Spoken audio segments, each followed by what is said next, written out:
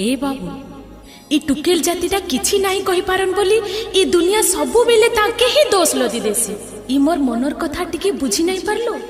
मोर मजबूरी काना थिला सेटा तो टिके जानबा के चेष्टा करिथि तू आर मिछे मिछे मते कलंकर टीका लगेई दे कहूचो दगा देइटे बोली।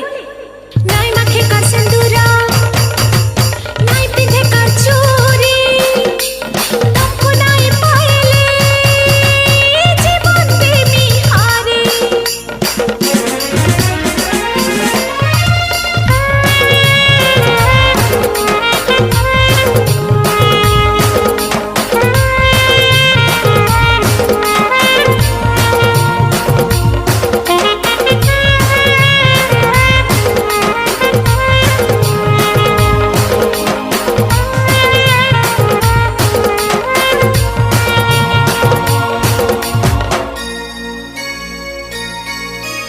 मुदी पिंधा सरी गोलालो